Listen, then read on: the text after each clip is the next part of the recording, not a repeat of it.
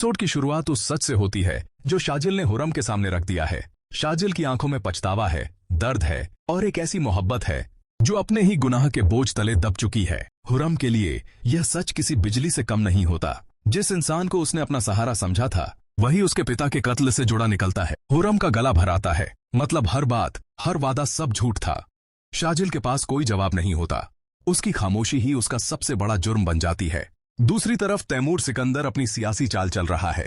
Media, चुनाव और अपनी इज्जत बचाने के लिए वह हर हद पार करने को तैयार है। जेल में सुल्तान अहमद खान बेचैन है, लेकिन उसके बेटे के इरादे और भी ज्यादा खतरनाक होते जा रहे हैं। इधर सूफियान का राज अब राज नहीं रहने वाला।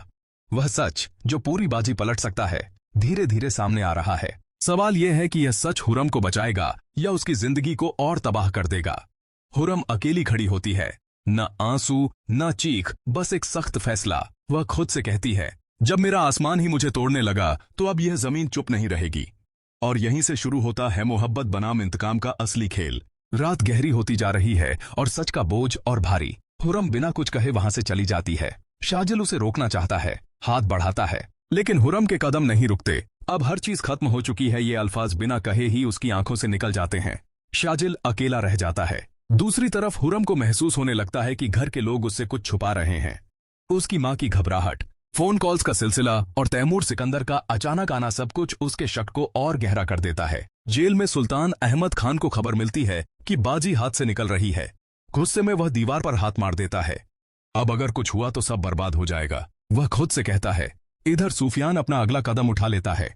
वह तय करता है कि अब सच को दबाने का वक्त खत्म हो चुका है। एक गलती और पूरी सियासत हिल सकती है। हुरम अपने पिता की तस्वीर के सामने खड़ी होती है, आंखों में आंसू नहीं, सिर्फ आग। अब्बा, मैं चुप नहीं रहूंगी, वह धीरे से कहती है। कैमरा फेड होता है शाजिल के चेहरे पर, जहां मोहब्बत अब भी जिंदा है, लेकिन डर उसे धीरे धीरे मार रहा है। सच सामने आएगा या किसी और का खून बहेगा। सुबह का उजाला होता है, लेकिन दिलों में अंधेरा और गहरा हो चुका होता है। हुरम रात भर सो नहीं पाती। पिता की बातें, शाजिल का चेहरा और वह सच सब कुछ उसके जहन में घूमता रहता है। सुबह होते ही वह एक फैसला कर लेती है। वह पुलिस स्टेशन जाने के लिए घर से निकलती है। इसी वक्त शाजिल को फोन आता है। दूसरी तरफ आवाज सिर्फ इतना कहती है, सच ज्यादा देर तक जिंदा नहीं रहता। फोन कट हो जाता है। शाजिल समझ जाता है कि यह चेतावनी है और यह उसके लिए नहीं, हुरम के लिए है। दूसरी तरफ तैमूर सिकंदर इमरजेंसी मीटिंग बुलाता है। मीडिया लीक्स का खौफ, विपक्ष का दबाव, सब कुछ काबू से बाहर जा रहा है। अब कोई भी भावुक फैसला नहीं होगा, वह सख्ती से कहता है, लेकिन उसकी आंखों का डर छुप नहीं पाता।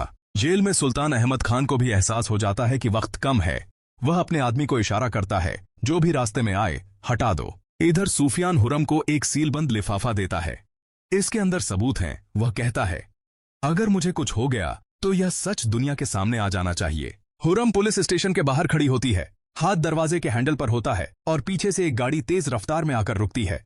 हुरम पलटकर देखती है। चेहरा पहचाना हुआ है और मुसीबत और भी बड़ी। सच लिखा जाएगा या खून से मिटा दिया जाएगा,